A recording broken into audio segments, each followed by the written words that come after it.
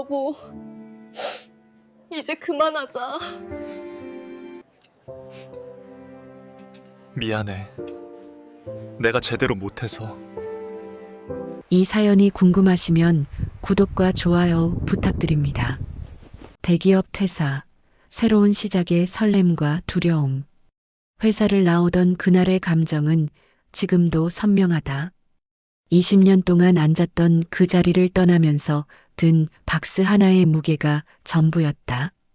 박스 안에는 낡은 다이어리 몇 권과 사내 표창장, 그리고 아이들 사진이 붙은 작은 액자가 들어 있었다. 그게 20년의 전부였다니 허망하다기보다는 오히려 홀가분했다. 승진 탈락 통보를 받고 나서 석 달쯤 지났을 때였다. 나보다 어린 후배가 팀장이 되어 내 자리 앞을 지나갈 때마다 숨이 막혔다. 잘못한 건 없었다. 성과도 나쁘지 않았다. 다만 내가 할 수 있는 일의 한계가 보였고 회사는 이미 새로운 사람들을 원하고 있었다. 매일 아침 출근길 지하철에서 나는 스스로에게 물었다. 이렇게 살다가 정년까지 버티는 게 정말 내가 원하는 삶일까? 그러다 우연히 본 가맹사업 설명회 광고가 눈에 들어왔다. 초기 투자금 5천만 원으로 월 500만 원 수익 보장이라는 문구가 박혀 있었다. 나는 그날 저녁 아내에게 말을 꺼냈다. 여보, 나 이제 내 사업 해보고 싶어. 아내는 설거지하던 손을 멈추고 나를 돌아봤다. 그 눈빛에는 놀라움보다는 예상했다는 듯한 무언가가 담겨 있었다. 퇴사를 결심하기까지 한 달이 걸렸다. 통장 잔고를 들여다보고 아이들 학비를 계산해보고 대출 가능 금액을 알아보고 그렇게 수십 번 머릿속으로 시뮬레이션을 돌렸다. 결국 퇴사서를 내던 날 부장이 물었다. 김대리, 진짜 가는 거야? 나는 고개를 끄덕였다. 더 이상 대리도 아니었지만 그는 끝까지 나를 그렇게 불렀다. 회사 정문을 빠져나오면서 뒤를 돌아봤다. 저녁 노을이 유리 건물에 부딪혀 붉게 물들고 있었다. 20년을 보낸 곳이었지만 그리울 것 같지는 않았다. 다만 가슴 한쪽이 텅 빈 듯한 느낌은 어쩔 수 없었다. 집으로 향하는 버스 안에서 나는 창밖을 멍하니 바라봤다. 퇴직금으로 뭘 할 수 있을까? 대출을 받으면 얼마나 받을 수 있을까? 정말로 내가 사업을 할 수 있을까? 현관문을 열자 아내가 맞아줬다. 그는 아무 말 없이 내 손에서 박스를 받아들었다. 우리는 거실 소파에 나란히 앉았다. 한참 동안 아무도 말하지 않았다. 결국 아내가 먼저 입을 열었다. 정말 괜찮을까? 나는 대답했다. 당신이랑 아이들만 믿어주면 돼. 내가 꼭 성공시킬게. 그때 그 말이 얼마나 무거운 약속이었는지 나는 미처 깨닫지 못했다. 밤이 깊어가도 잠이 오지 않았다. 천장을 바라보며 나는 계속 생각했다. 월세를 내고 재료비를 내고 인건비를 내고 나면 정말로 500만 원이 남을까? 그 돈으로 대출 이자를 갚고 생활비를 쓰면 얼마나 남을까? 만약 안 되면 어쩌지? 옆에서 아내의 숨소리가 조용히 들렸다. 나는 그의 어깨를 가만히 바라봤다. 이 사람을 위해서라도 반드시 성공해야 한다고 다짐했다. 프랜차이즈 본사를 처음 방문한 날은 화창한 봄날이었다. 강남에 위치한 본사 사옥은 생각보다 컸고 로비에는 수십 명의 예비 창업자들이 앉아 있었다. 모두 나와 비슷한 나이대의 사람들이었다. 어떤 이는 정장을 입고 있었고 어떤 이는 편한 옷차림이었다. 하지만 모두의 눈빛에는 같은 것이 담겨 있었다. 간절함이었다. 설명회장에 들어서자 본사 담당자가 환하게 웃으며 우리를 맞았다. 그는 프레젠테이션을 시작했다. 화면에는 성공한 가맹점주들의 인터뷰 영상이 흘러나왔다. 한 점주는 말했다. 저는 1년 만에 초기 투자금을 모두 회수했습니다. 다른 점주는 덧붙였다. 본사의 체계적인 지원 덕분에 안정적으로 운영하고 있습니다. 나는 아내와 눈을 마주쳤다. 아내도 같은 생각인 듯 고개를 끄덕였다. 담당자는 계속해서 설명했다. 상권 분석 시스템, 메뉴 개발 지원, 마케팅 지원, 운영 교육까지 모든 것이 패키지로 제공된다고 했다. 초기 투자금은 5천만 원에서 7천만 원 사이였고 월 평균 매출은 3천만 원에서 5천만 원이라고 했다. 재료비와 인건비, 임대료를 제하면 월 순수익이 400에서 700만 원 정도 나온다는 계산이었다. 나는 메모지에 빠르게 숫자를 적어 내려갔다. 설명회가 끝나고 개별 상담 시간이 주어졌다. 우리 차례가 되자 담당자는 더욱 자세히 설명해줬다. 지금 알아보시는 상권은 유동인구가 많은 편이라 성공 확률이 높습니다. 그는 노트북을 돌려 우리에게 보여줬다. 화면에는 우리 동네 지도와 함께 주변 유동인구 데이터, 경쟁업체 현황, 예상 매출이 표시되어 있었다. 모든 것이 과학적이고 체계적으로 보였다. 그날 저녁 우리는 집으로 돌아와 주방 테이블에 자료를 펼쳐놓았다. 아내가 커피를 타왔고 나는 계산기를 꺼냈다. 퇴직금이 6천만 원, 여기에 은행 대출을 3천만 원 받으면 9천만 원이 생긴다.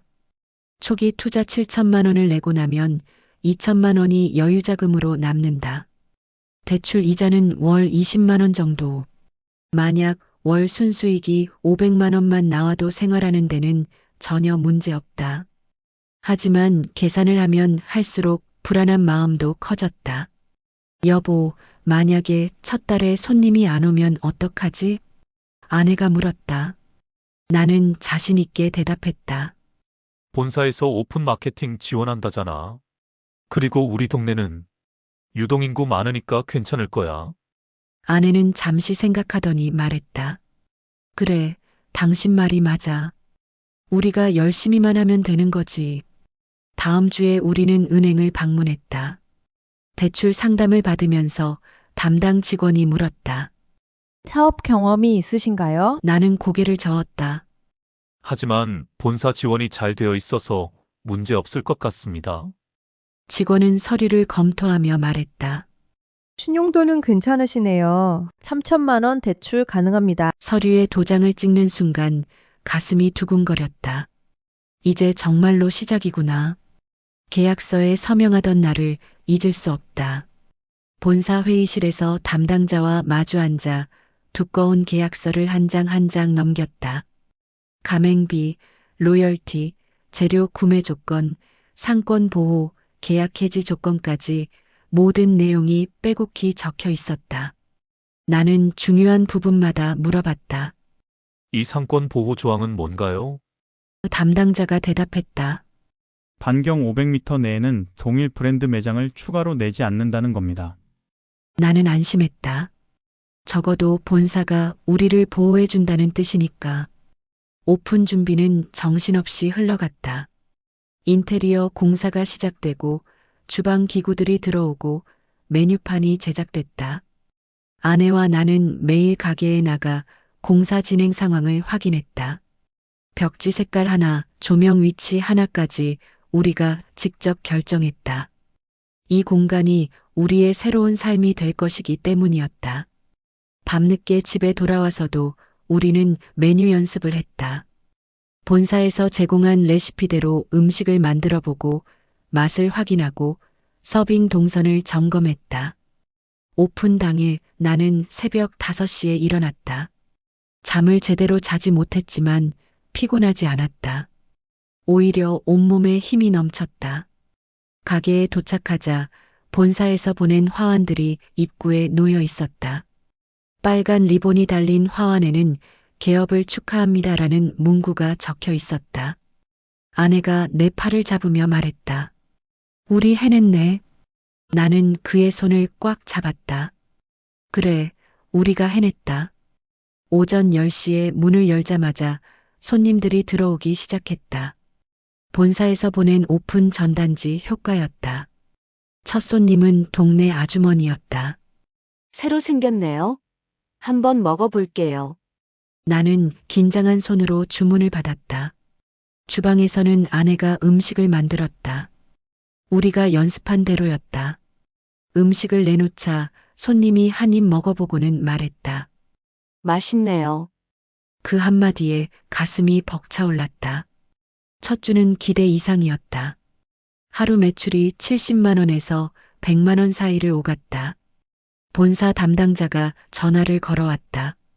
오픈 잘하셨네요. 이 정도면 안정권입니다. 나는 뿌듯했다. 열심히 한 만큼 결과가 나오는 것 같았다. 밤에 가게 문을 닫고 매출을 정산할 때마다 아내와 나는 서로를 격려했다. 이렇게만 하면 곧 대출도 갚고 안정될 거야. 그러게, 우리 잘하고 있어. 하지만 한 달이 지나자 상황이 달라지기 시작했다. 본사에서 공문이 날아왔다.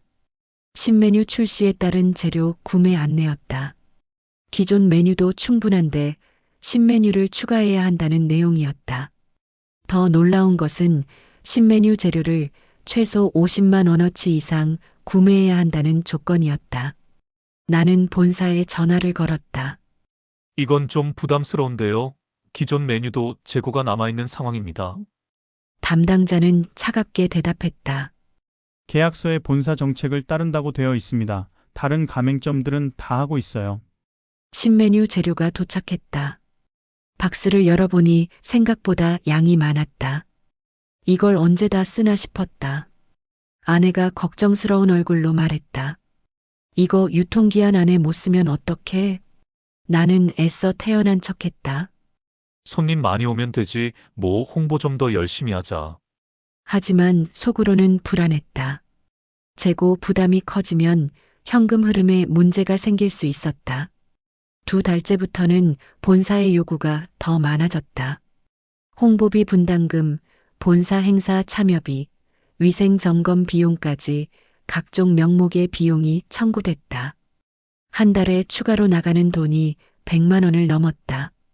매출에서 재료비, 인건비, 임대료를 빼고 나니 남는 게 얼마 없었다.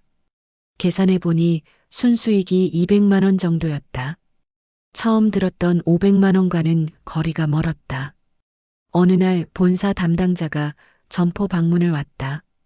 그는 가게를 둘러보더니 말했다. 매출이 예상보다 낮네요. 메뉴 추천을 적극적으로 하세요. 고객 응대도 더 친절하게 하시고. 나는 반박했다. 저희는 최선을 다하고 있습니다. 다만 재고 부담이 너무 커서 어려움이 있어요. 그는 고개를 저었다. 다른 가맹점은 잘하는데 사장님 매장만 문제 있어 보이네요. 더 노력하세요. 그 말이 가슴에 박혔다. 우리가 노력이 부족한 건가? 밤에 집에 돌아와 아내와 마주 앉았다. 우리는 말없이 서류들을 펼쳐놓고 다시 계산을 해봤다. 아무리 계산해도 답이 나오지 않았다. 재료비는 줄일 수 없었다. 본사 지정 업체에서만 구매해야 했으니까. 인건비도 줄일 수 없었다. 우리 둘이서 하루 15시간씩 일해도 빠듯했다. 임대료는 계약 조건이었다. 결국 우리가 줄일 수 있는 건 우리 목뿐이었다. 그날부터 우리는 점심도 제대로 먹지 않고 일했다. 가게를 연 지 5달째 되던 날 청천벽력 같은 소식이 날아왔다. 본사에서 우리 가게 근처에 새 점포를 오픈한다는 통보였다. 나는 즉시 본사에 전화를 걸었다. 계약서에 상권 보호 조항이 있지 않습니까? 반경 500m 내에는 추가 매장을 내지 않기로 했잖아요. 담당자는 침착하게 대답했다. 새 점포는 600m 떨어진 곳입니다. 계약 위반이 아닙니다. 나는 말문이 막혔다. 500m와 600m가 무슨 차이가 있단 말인가. 더 기가 막힌 건 그 위치였다.